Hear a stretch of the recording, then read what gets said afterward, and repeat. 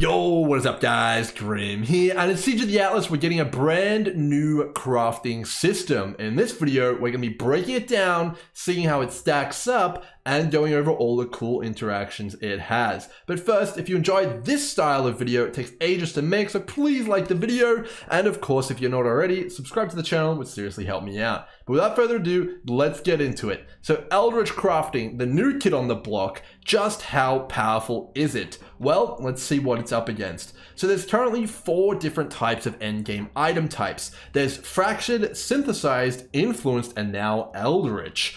Each of these are exclusive. You cannot interchange them, you cannot combine them, and overall they're kind of their own thing. They also interact with the other crafting systems in the game in different ways, such as, you know, fossils, essences, and rogue, and some of them play nice with these systems and some of them don't. We're going to be going over that interaction as well as how they stack up on their own right now. So first up, fractured and synthesized. So these in general are hyper endgame options for very wealthy players. Fractured items are ones that are pretty much used for mirror crafting or very specific crafting projects. Synthesized items are super duper niche, generally on a very high power level, but very expensive. So we're not going to talk too much about those. All you need to know about it is that you can have them, they're there, but most people don't really use them. Okay, influenced, the easiest one to compare to Eldritch, basically its brother and its predecessor. Let's see how these two stack up and then get into all of the interesting tidbits about Eldritch. Okay, so influenced, we know all about it. We know it has access to a ton of powerful mods. The question is, how powerful are those mods compared to the new Eldritch mods? Well, first of all, we need to consider one important fact. Eldritch can only be applied to helmets, gloves, body armors, and boots, whereas influence, and by extension synthesized and fractured, can be applied to all different types of items. You know, and that's definitely a very big point. So Eldritch is only going to be applied to 4 slots, meaning the other slots are either probably going to be occupied by traditional items or one of these 3 categories. But first, let's talk a little bit about how the two stack up against each other for the 4 slots that it actually can compare in. Okay, so a few of the Eldritch modifiers have been released, but without the full mod pool, we're not going to get the full picture. But just based off of what we have right now, a lot of the more powerful influence modifiers have found their way over to the Eldritch mod pool. For example, on gloves, you can get the conversion modifier for all elements, so physical to fire, physical to cold, and physical to anything. That is present on Eldritch as well as influence. You also have damage over time multiplier, also present on Eldritch as well as influence. They're the same modifier, you can get it on both. Pretty damn interesting. In some cases, we have seen a weakening of some mods, but they are still present on the Eldritch mod pool as well. For example, on chest pieces, you can get 30% increased aura effect, but on Eldritch, it seems you can only get 30%, for example, increased hatred effect. So a lot more specific, but potentially on a similar power level. We'll just have to see how that pans out. Both of them do, however, have their own very powerful specific mods. For example, Influence has the +1 power charge helmet mod. I imagine that's probably not going to be present on Eldritch, but Eldritch has +1 rage on attack hit on gloves. But Influence doesn't have that. Okay, so the point here is that the generic mods are probably going to be reasonably similar in terms of power. So, you know, dot multi and stuff like that is probably going to be on the same power level on both influence pools, but then they'll have their own specific strengths. So, you know, whether that's frenzy charge on hit for influence, you know, the 7-link helmets for influence, or the new pinnacle boss mods on Eldritch. Overall, they'll have their strengths and weaknesses, but in general, I would say right now, from what we can see, that the power is comparable. 2 influence modifiers is probably roughly equal to 2 Eldritch modifiers, and this video is going to kind of work around that basis. Okay, let's take a look at the total amount of mods and flexibility you can get on both of these item types. So influenced items have their implicit of the item. So for example, if you're using a ritual helmet, you can have like a blizzard crown implicit, and then they have 6 additional modifiers, 3 prefixes, 3 suffixes. You can have up to 6 influence modifiers, but most players generally have 2 influence modifiers on their items, and 3 if they're kind of really investing into crafting the item. That's generally where it stops. Very rarely do you see 4 or 5 influence modifiers. It's just generally not very realistic or even very effective. So 2 to 3. So that kind of puts it in line with the amount of Eldritch modifiers you're probably going to see on most items as well. So pretty damn interesting. Okay, let's take a look at the nuances though. So they have a similar amount of influence modifiers available to them at a similar amount of power. Seemingly, right now, that's what we can see. Where does the difference lie? Well, it lies in where these influence modifiers exist on the item. So on influence modifiers, the Shaper, the Conquerors, all that sort of stuff like that, we see the influence mods have to exist on the 6 modifiers which take up the bulk of the mods of the item. So 3 prefixes and the 3 suffixes. And you have to kind of juggle those different modifiers with the core mod pool, and it can get quite messy. And it also means you're excluding a lot of the really cool mods that come from stuff like fossils, essences, and naturally occurring drops. So stuff like horror essences on the helmet, abyssal sockets on the fossils, these are incredibly difficult to work in with influence modifiers as you're competing for 6 mod slots, which everything is kind of clashing against. So you've got the standard mod pool, an exclusive mod pool from stuff like fossils, and the influence mod pool all smashing together. You don't have a whole lot of room, and it's incredibly difficult to juggle all those modifiers together. In addition to that, the actual crafting tools available are very rigid. You're not allowed to use stuff like harvest on influenced items, and you're also pretty much forced to use an Awakener Rob due to the existence of the different influence modifiers' low weightings. If you want something like Tailwind and Elusive, you're not generally going to get them both together unless you use an Awakener Rob, or you kind of cheese something with Harvest Reforges, which is in most cases possible, but overall it is quite a pain. There's a ton of other issues with influence, but we're not going to get into any of those in this video because we'll be here for a while.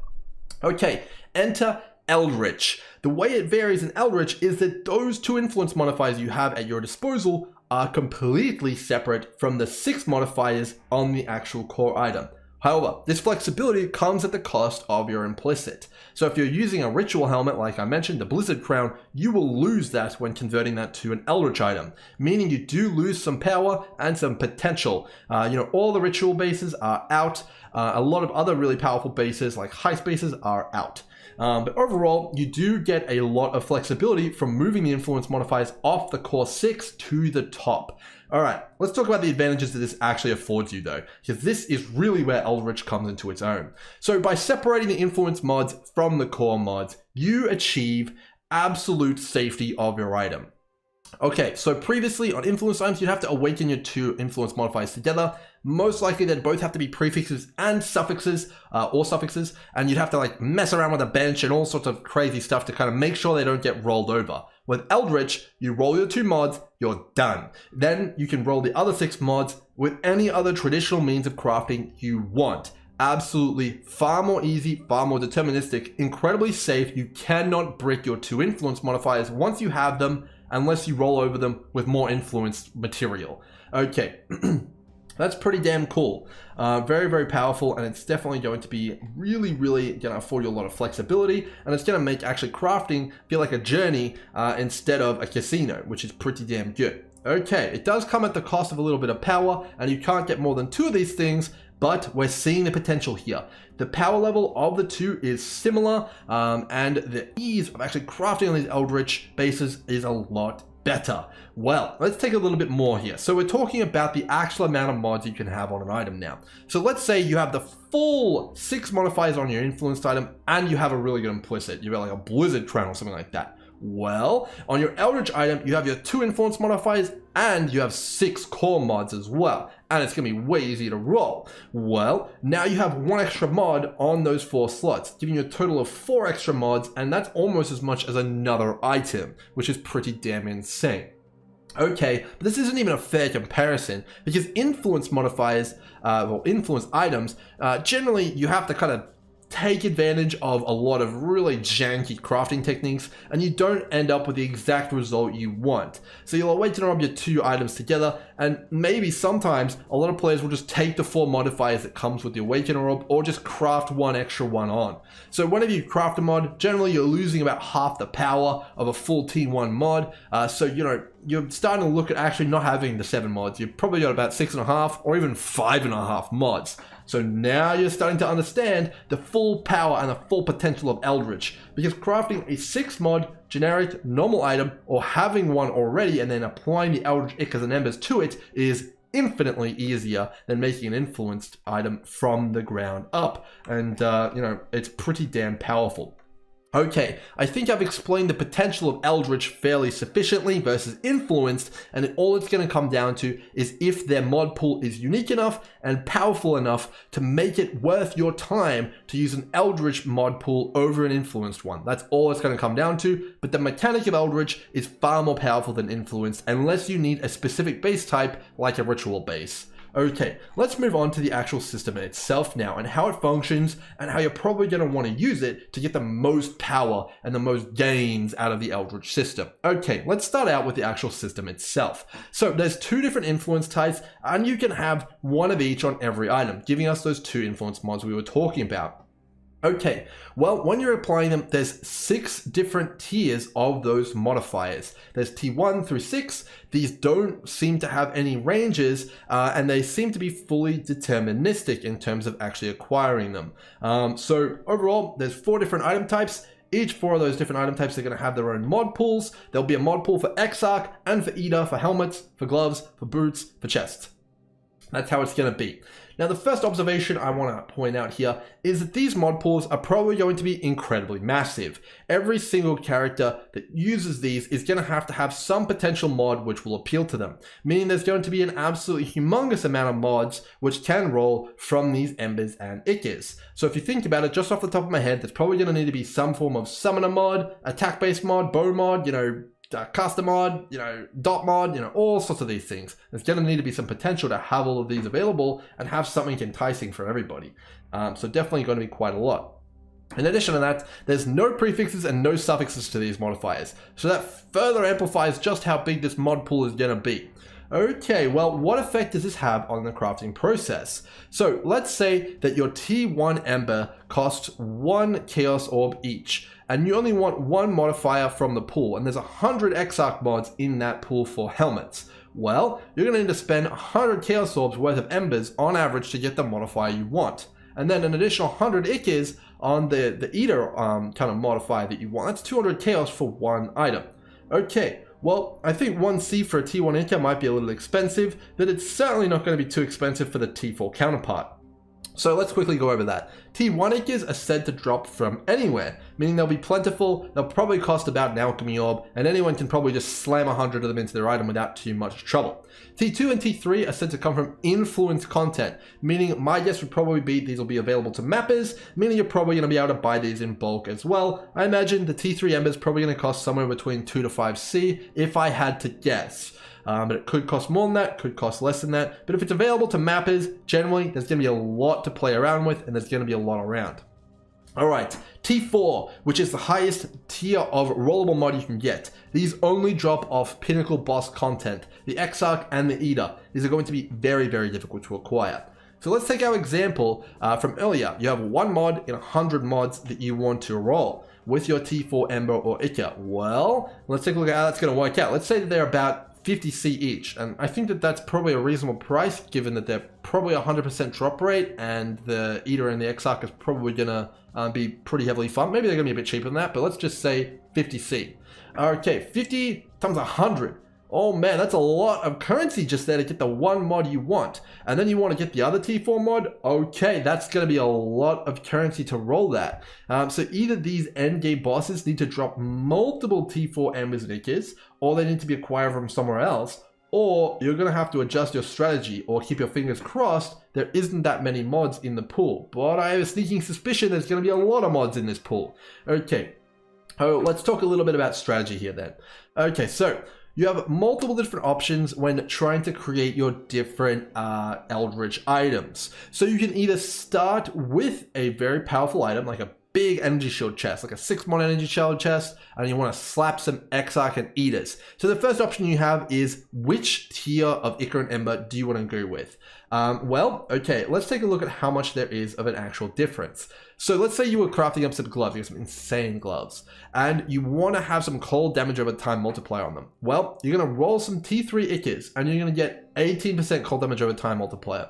Well, what's the difference right now between T3 and T4? Well, T4 is actually only 19% cold damage over time multiplier. There's a 1% difference. So you can manipulate the cost of rolling these things based on your budget, which is incredibly impactful and very, very important. And you know, if you want to like really get budget, you can go all the way down to tier 1. That's got a lot more of a penalty associated with it, but you could in theory do that. With the T4s being reserved for the really, really big energy crafting moguls, if you will.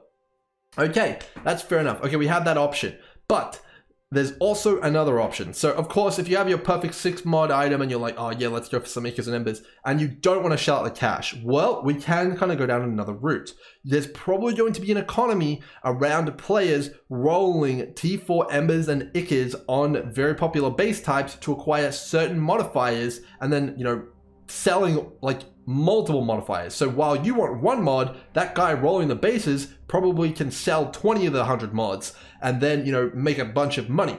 Meaning you can buy your base off that guy and then just apply the other Eater or Ember or Eater or Eka, whatever influence that you want to the item, and then you're golden, basically cutting your cost in half.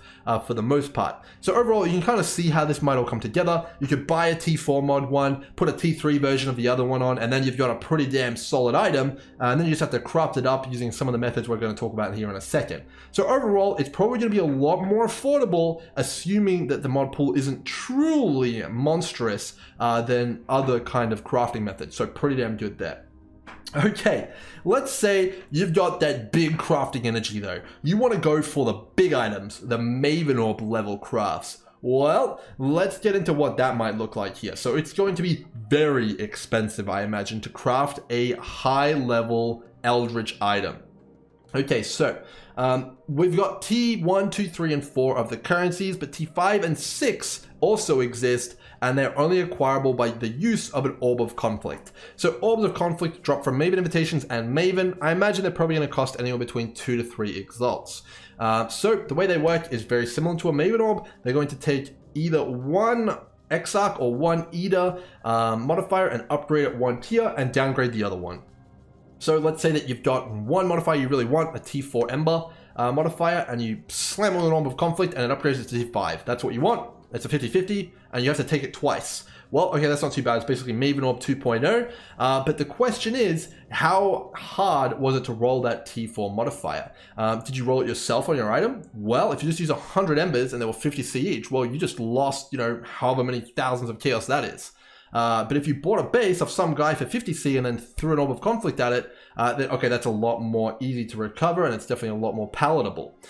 So basically, what I'm getting at here is in the absolute endgame crafting scenario, most likely when you're using anything to do with Orbs of Conflict, or even rolling anything to do with T4 Ichors or Embers, you're probably going to have the base here first, roll that with the implicits, and then craft it later on. I don't imagine the reverse is going to be very efficient or very effective, as these materials are probably going to be very expensive, and you need to churn through these things like candy. Overall, I expect that on the low end, you're probably going to find some sick items. Basically, any sort of item that you find, it's probably fine to throw, you know, 100 or so T1, 2, or 3 Ichors or Embers at it. But as soon as you hit T4 level power, you're going to have to start with the base first and put the influences on first, or the Eldritch mods on first, and then you kind of move forward and craft your item.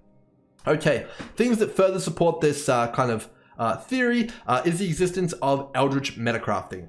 So Eldritch metacrafting is here in the form of Eldritch Chaos, Exalt, and Annulment Orbs, affording you some form of deterministic availability of crafting on your Eldritch items, but only if there is already Eldritch modifiers on it, meaning it kind of means you want to have that base type locked in, you want to have your modifiers locked in, and then you want to use the meta crafting currencies on it afterwards. However, I don't think these are all too impressive. The functionality here already exists in the game in one way or another. The Exalted Orb is pretty much going to be satisfied by prefix to suffix or suffix to prefix on bestiary. Sure, it does probably have some pretty unique applications in terms of what you could do with blocking certain modifiers using the bench and all sorts of stuff like that, but I don't imagine that these are going to be too insane unless someone comes up with some super niche, very specific crafting strategies for them.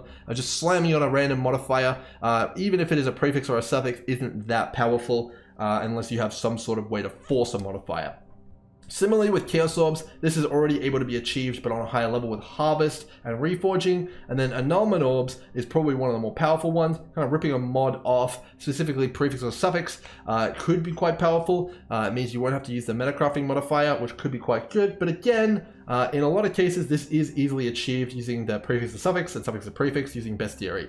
So overall, I don't imagine these are going to be too impactful from my current knowledge of crafting, but it's possible they will be when some really crazy crafting moguls get their hands on them and come up with some very specific use cases where they are very useful and very strong. Okay, so now that we've broken down the actual currency itself, let's see how it interacts with the current systems in the game and some of the abuse cases which could be incredibly powerful with not having to worry about pesky influence modifiers on our 6 core modifiers. Alright, let's dive in. First of which is the pure freedom of being able to use these different systems. So stuff like fossils, essences, rogue, harvest, basic crafting, they're all on the table here. Previously, influence items like Shaper, Conqueror, they have incredibly low weights. So you're pretty much an absolute madman for trying to roll anything with essences on influence items. So if you're trying to roll like boots, get an essence mod on boots, and you're trying to roll out with Tailwind, and you haven't already awakened, it's like just an absolute living nightmare. It's just not very viable. Fossils have a bit of a better time. You can block modifier pools, you can enhance others, but it's still very difficult, very annoying to roll with influence, and it's definitely overall not a very fun experience, and it's very, very expensive. Okay, enter Eldritch. How does that interact with all these systems? Well, let's get started. So, let's go with a bit of an example here. So let's assume you've got your base is set up, you're ready to go, and you've got a base with 2 of the very, very desirable mods that you want. Let's say you got a chess piece, it's got a T4 Exarch mod and a T3 Eater mod, and you've kind of acquired that. It wasn't too expensive. You bought the T4 off another player, the exact one you want on the base you want, and then you rolled the T3 one using some pretty cheap Ichas or Embers, and now you've got your item. Okay, it's pretty high power level. Those are already on the level of Awakened Robbed influence modifiers. They're already there, they're locked in. Now the world is your oyster. How are you going to craft this thing, and what kind of potential do you have available to you? Well. First up, fossils. So fossils afford you some crazy weighted crafts. You can get some really nice items. Ask anyone that's crafted Stygian Vices, but you can get some very, very high try-resist, T1 life kind of scenario stuff on top of your already existing 2 influence modifiers. Anything you can get is absolute gravy. If you can get a 6 mod item, 6 perfect mods, and an 8 and the 2 Eldritch mods, insane.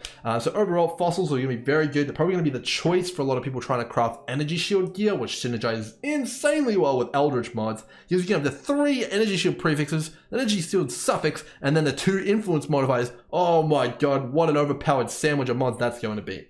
But the real power here comes from Abyssal Sockets. I think that these are going to be incredibly strong in the new expansion, and I have no doubt some people are going to be rocking Eldritch items with Abyssal Sockets on them. Namely, the helmet, the gloves, and the boots. An Abyssal Socket is generally anywhere between 4 to 6% more damage on top of giving you some survivability and utility. So Abyssal Sockets are going to be probably pretty in demand. The way you acquire these is by using a hollow fossil in a resonator, either by itself or alongside other fossils to get the desired mods you want, and that doesn't mess with your influence modifiers at all. Completely insane. We saw this used heavily when synthesized bases are involved, and that's only going to be even more prevalent with the new Eldritch modifiers.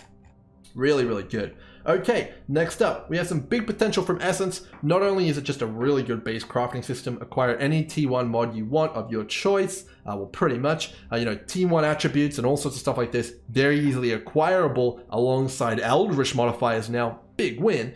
Int stackers rejoice, and deck stackers, but overall, The real potential here comes from the corrupted essences, stuff like horror essences on helmet, giving you 30% more elemental damage, potentially adding up to a scenario in which you can get multiple kind of modifiers from the Eldritch pool, which enhance socketed gems on helmets, as well as the essence modifier also enhancing it, and it's very easy to acquire, meaning we could see a crazy convergence of crafting systems here to create insane power. Very, very interesting, and potentially going to have quite a lot of power involved with essences as well. Next up, we have the kind of more vanilla crafting systems. We have ROG, which is incredibly deterministic. You can craft some insane 6-mod perfect items, all T1 from ROG.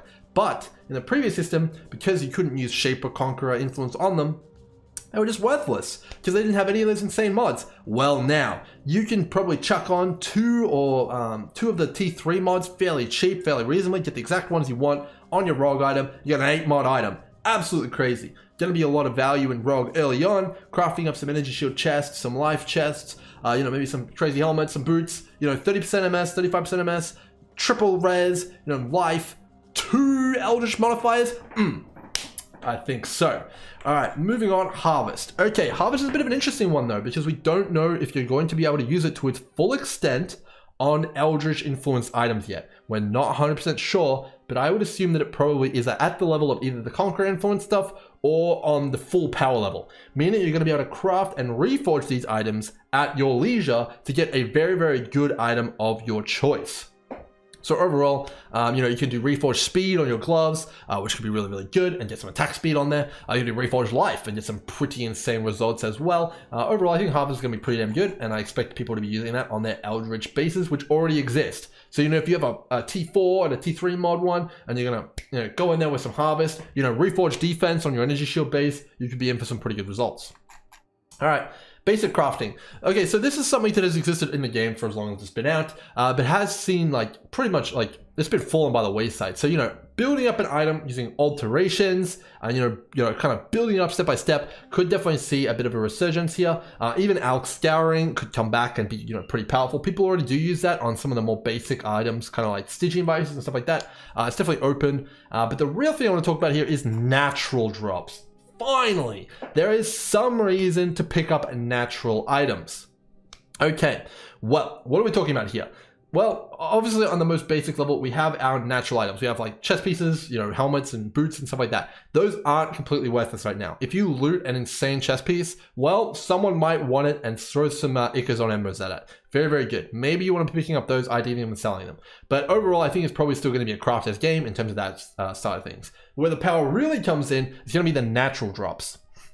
The natural drops are going to be stuff like delve mods, incursion mods, and all that kind of stuff like that. So we're talking like +1 Spectre chests from delve. We're talking, the chill gloves from incursion. We're also talking about the conversion gloves from incursion. Big potential power. In addition to that, we also have the base like grasping mail, which you can trade 60 breach rings in for an item with an exclusive mod pool on the level of S tier influence modifiers, which previously didn't play well with the influence system in the place. But with Eldritch mods, it plays very well. So we could see some grasping mail text coming out, and that could potentially be something to look into. Very, very powerful there.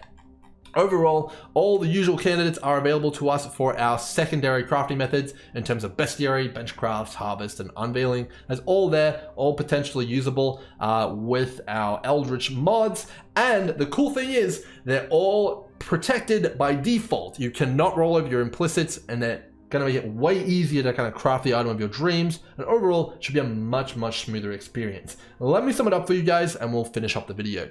Eldritch crafting affords you a similar amount of power to influence. It's probably gonna have its own perks, and the only thing that brings it a little bit down is that it eats up your implicit. Assuming it has a powerful suite of mods on the par with influence, I see no reason why it isn't superior and why you want to get your feet wet with the new system. It's very easy to pick up. It's very, very friendly with all the other crafting systems, and there's some big potential here. So hopefully you guys have enjoyed this video and you're as hyped as I am about the new league. And with all that said, I'll see you guys in the next one. Next video is going to be on mapping, so better be prepared. Until next time, cheers.